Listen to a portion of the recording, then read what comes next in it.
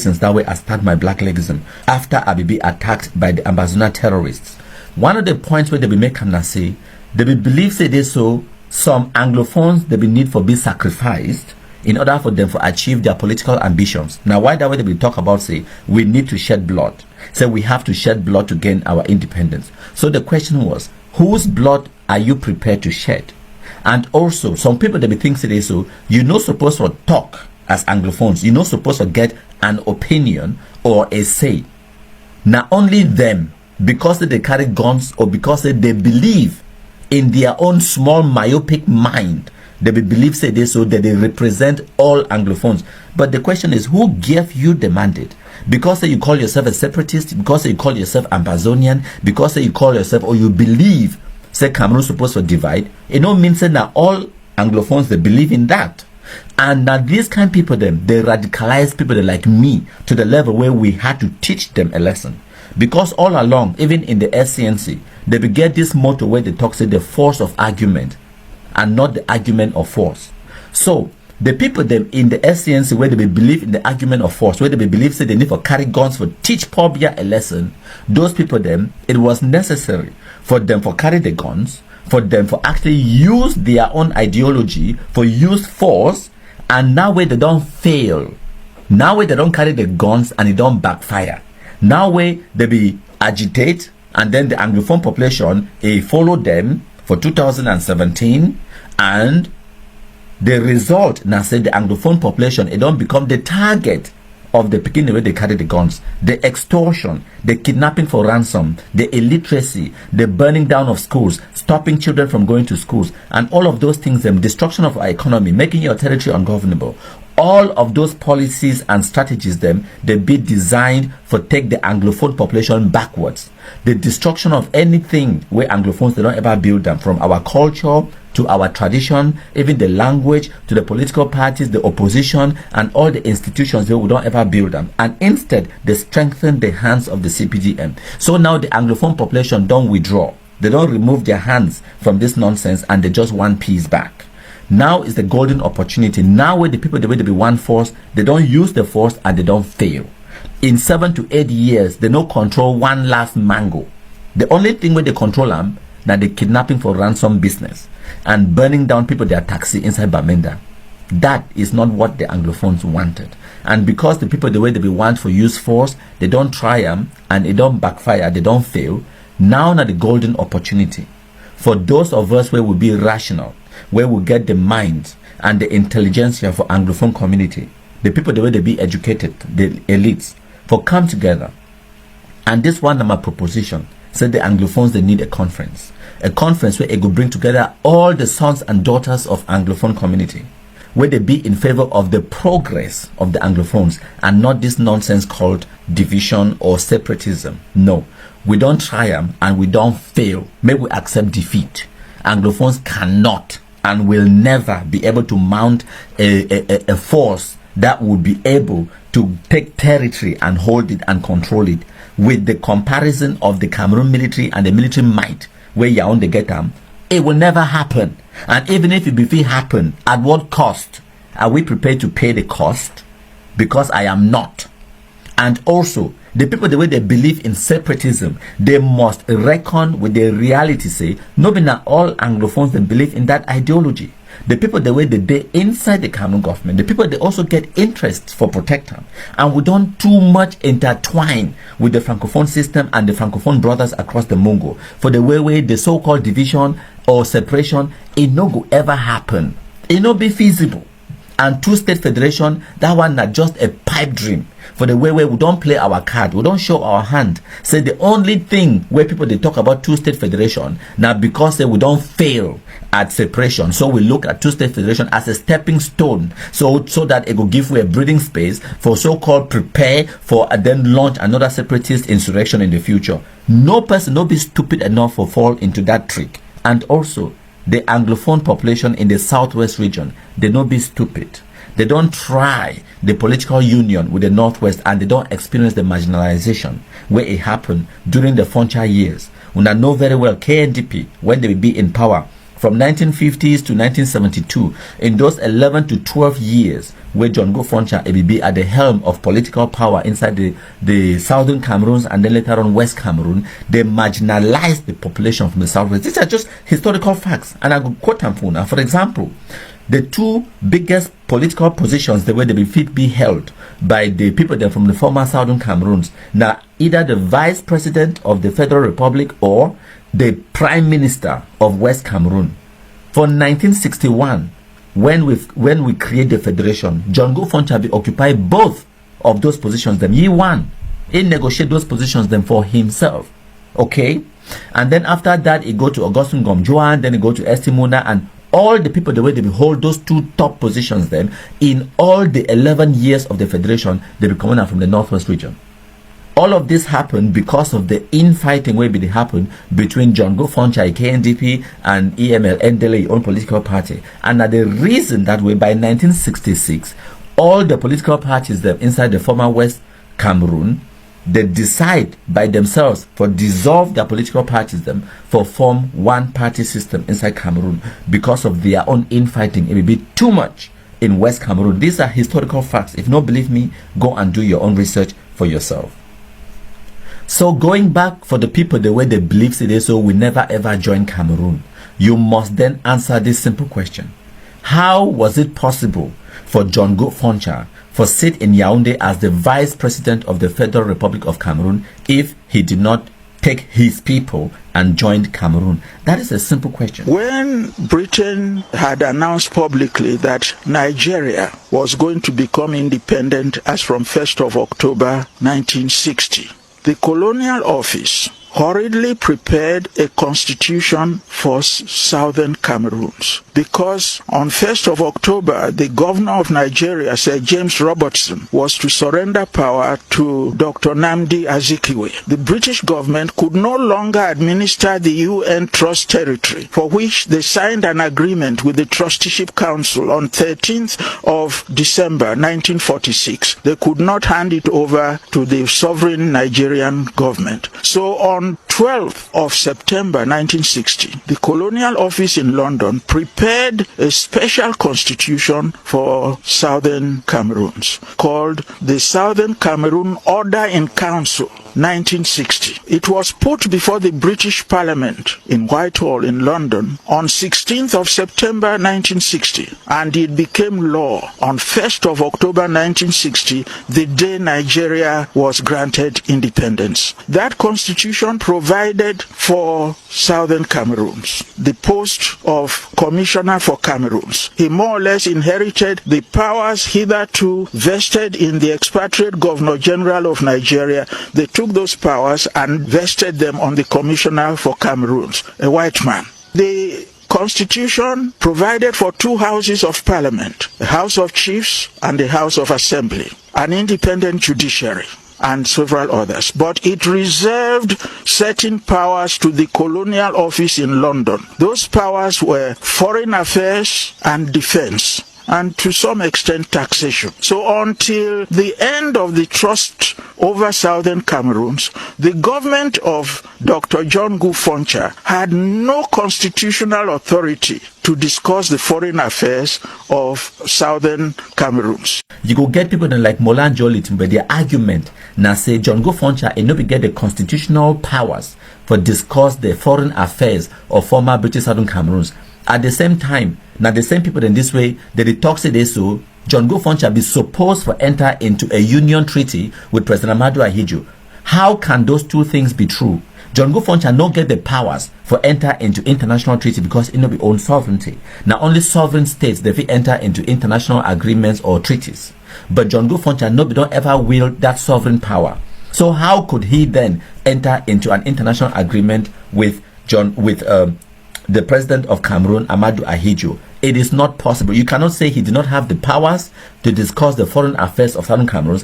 At the same time, you want him to enter into a union treaty. And now why that way? Now the United Kingdom, it be enter into that international treaty with President Amadou Ahidjo because now two sovereign states that enter into an international agreement. Now why that way? The United Kingdom, it be signed exchange of notes with President Amadou Ahidjo on the 27th of September 1961, and that document it will be deposited at the United Nations Secretariat the following year for March 1962, and that was the process by which the trusteeship agreement itself was terminated through that exchange of notes for 1961. And now exactly the same document where it terminates the trusteeship agreement for the Cameroons under United Kingdom administration, where it include the Northern Cameroons. So the people, the way they always ask for union treaty, none of them, don't ever articulate the fact, say, you will also expect the Northern Cameroons for get a union treaty with Nigeria, because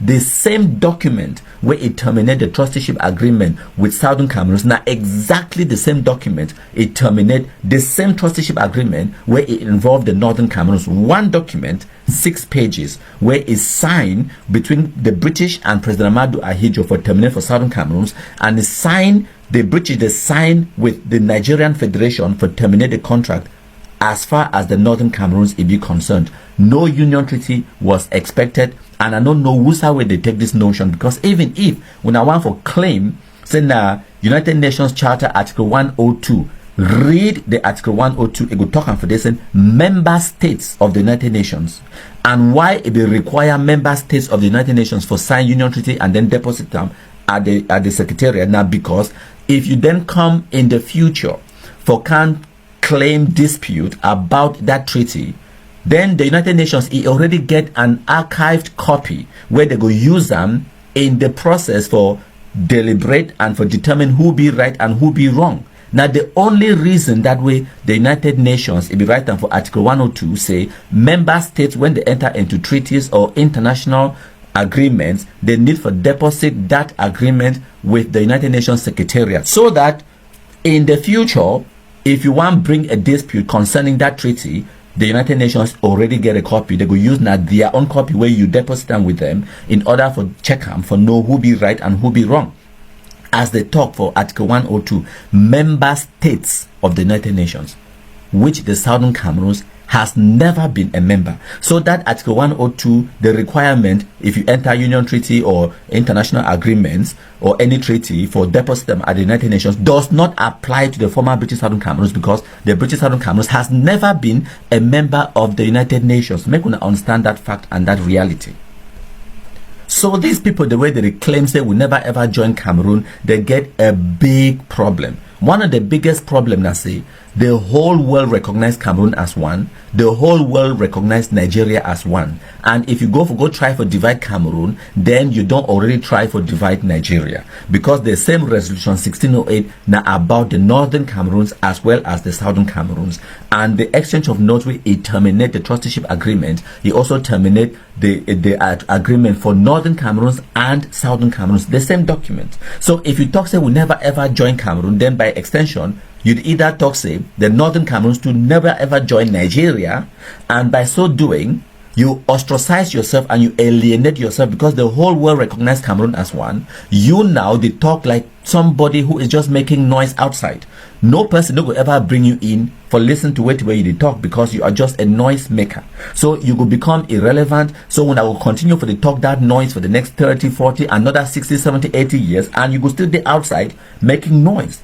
You know, be a member of the African Union. You know, be a member of the European Union. You know, be a member of the United Nations. You know, be a member of no internationally recognized organization. So you could just be an outsider making noise, so nobody will ever take you seriously. Whereas independence means recognition. They need to recognize you. You need to be recognized. You need to have a seat at the table in order for engage in the discussions. When you don't talk, say, we don't ever join Cameroon, then you don't deliberately by yourself give away the seat and the position where you for even use them for bargain on the table. But you don't decide, say, want you for be at the table. Say, we don't ever join. So how then do you rectify something will be happen for 1961? There is no remedy. If we talk now, say, we are still a trust territory. No, the trusteeship agreement was terminated. And for 1961, when they be terminate the trusteeship agreement, the United Kingdom, no complaint. The Republic of Cameroon in no complaint. The leaders of the former British Southern Cameroons like Ngu Foncha, Endele and the rest, Estimuna, Augustine Gomjoa and the rest, they no complaint. So it was done amicably. It was years and years and decades later when Una Wukot decide now say Una want for complaint. Life does not work that way, my country with them. So we as Anglophones, them need for stop for the lie to ourselves. We need for recognize this truth and the reality and sincerity. For 1961, we joined. And now why that way our leader, where we, for former British Southern Cameroons, where we be elected, send them for represent we. It be sit for Fumban Constitutional Conference. It be agree and accept the terms for the Fumban Constitutional Conference. Now why that way come the 1st of October 1961, Ngu Foncha it be sit in Yaoundé as the Vice President of the Federal Republic of Cameroon. He no complain because he be accept the terms of the joining of the union. And the resolution 1608 is spelled out clearly.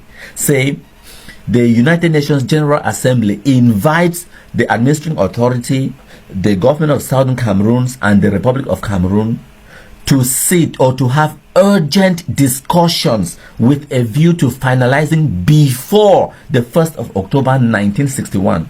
Okay. So the joining was already going to happen on the 1st of October 1961. Whether una go agree or una no agree, you will join. Now with that way the United Nations, if you don't decide them for the paragraph before, where they talk say, the decision now say, with respect to Northern Cameroons, they will join Nigeria on the 1st of June 1961. With respect to Southern Cameroons, they will join the Republic of Cameroon on the 1st of October 1961. That's the decision. Now, the next paragraph where they invite the administrative authority, and on these three parties them, the administrative authority when at the United Kingdom, the Ngu Foncha government and President Amadou Ahidjo government to sit and have urgent discussions. And the reason why they talk say urgent now because say now for 21st of April 1961 and they don't give them the date, say 1st of October 1961 you will join. So that's why there was that urgency. Say you have to have urgent discussions. Now imagine for April 1961 to the 1st of October 1961, how many months they get them? About 5 months, 5.5 months, right? So now they get a meeting for Bamenda, they get another meeting for the Fumban Constitutional Conference, and they had another meeting in Yaoundé before that 1st of October. So whether una be agree or una no agree for Fumban, the joining was meant to happen by the 1st of October. No caveat in no be day. So people they can't give their academic analysis go up and down. That's just noise, and that's just your opinion. It not change way the United Nations write them on paper. Say by 1st of October 1961 you will join. So whether you reach an agreement or not, you will join by the 1st of October. And the nobody talks say when I get to first get independence and then negotiate the joining. Nowhere is that written. They talk say by 1st of October you will get independence by joining. So if you no join, no independence. You must join. That act of joining is the independence, and it will happen on the 1st of October. Nowhere has any document ever said about 2 states of equal status. It doesn't exist on any paper. What that one now, some people they are bad discussions or whatever. Make some person bring me United Nations resolution or United Nations document where it talk about 2 equal status. Besides, people the way they talk about equal status, equal in what way? Population size. The United Nations, it be work out the population for the 2 territories then, and it come to a conclusion. Now the United Nations be doing no be now we, no be now French Cameroon. Say the population of former British Southern Cameroon at that time was 800,000, and the population of the French Cameroon at that time was 3.2 million. So we were just 20% of what French Cameroon was in population. In land size, we were even less than 20%. In economic terms, not in the French Cameroon, it will come up with the conclusion, but now the United Kingdom and the United Nations, it will come up with the conclusion, say, that territory, as the Cameroons under British administration, both Northern and Southern Cameroons, were not viable to be independent by themselves. That is a fact. Now the United Kingdom, it come up with that assessment and conclusion as the administrative authority, and the United Nations, it agree, say what territory, the Cameroons under British administration, both the Northern and the Southern, it not be viable for be independent on its own. So they must join either Cameroon or Nigeria. That was not done by French Cameroon. It was done by the United Nations. Now the same United Nations where today when I want make it recognized now, and which way when I go do now just lie about the things where the United Nations be doing for 1961, as if the people the way they write those documents they be stupid. Now United Nations it write those documents them. Now United Nations it come up with that assessment. Now United Nations it come up with resolution 1608. And then for 2024, you come out you for Bamenda or Kondo Titi, you want to go tell the person will be right resolution 1608, say they never do their job. You want to go tell the British for London, wait till where resolution 1608 it talk, when not them right arm.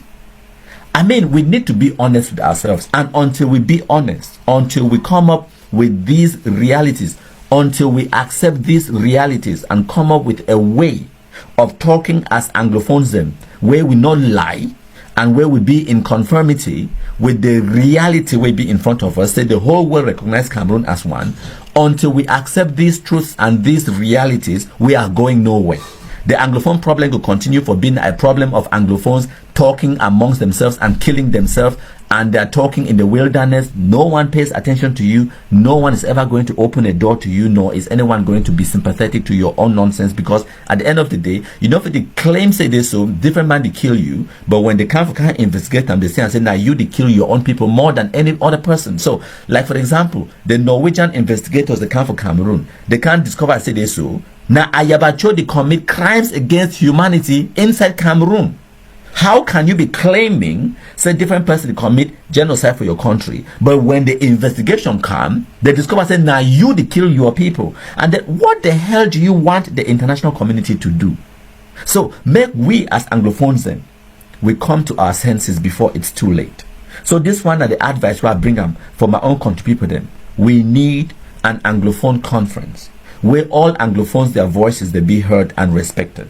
The people the way they be carry the guns, they be believe say they so through those guns, they go fit bully all man, they go fit intimidate all man, they go force all man for bend to their will. But guess what? It never work and it no go ever work.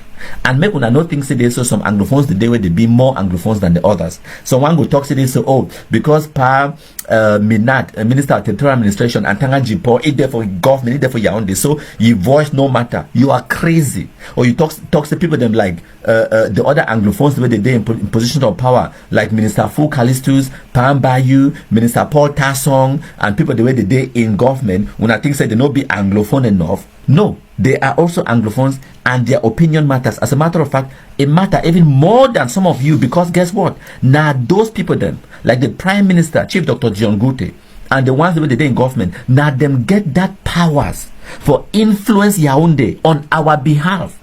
But we need to give them the mandate. We need to respect them. We need to pull them to our side.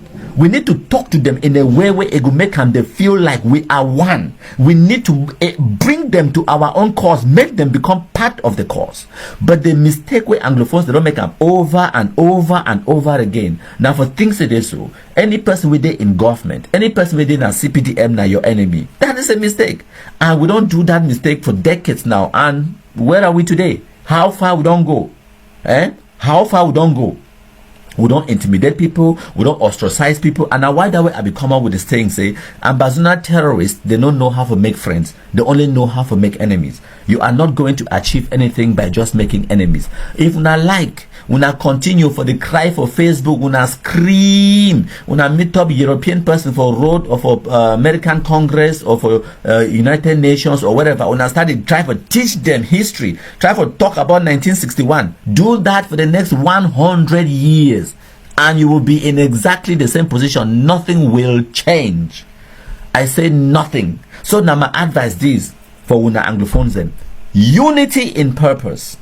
And also another reason why we two-state federation no go ever work for Cameroon now, because the Southwesterners they no go ever agree make it work. If you don't believe me, when I ask any Southwesterners of any Southwesterner of influence, anyone like the first class chiefs, senators, parliamentarians, they could tell una they no go ever accept for get a political union with a Bamenda man or Northwesterner. Never. Because they don't experience marginalization when now we Anglophones, Northwesterner marginalize them.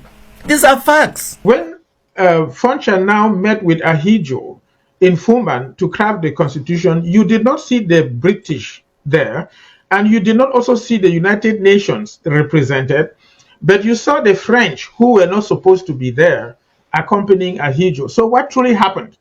When the British came down to basically pass over the government when we had our independence on September 30th of 1961, remember we celebrated October 1 of 1961, the British handed the flag not to Foncha but to Ahidjo, which was again a violation. Basically, they had already sold us. And then they immediately left. In these negotiations and discussions between Foncha and Ahidjo, Ahidjo went to his parliament and basically, as a dictator, told them what they had to do. And they gave the information and they passed it on to Foncha. And Foncha did not share this information with our fathers who were going to Fumban. So that when they arrived Fumban, remember, it's first of all a fake union because Britain was not there. The United Nations was not there. So, but the French were there who were not supposed to be there. When they went, they were surprised to see that Ahidjo said, according to the document that we had already given you, the people were surprised to say, which document? They had given it to Foncha and Foncha did not give them, so they never read it.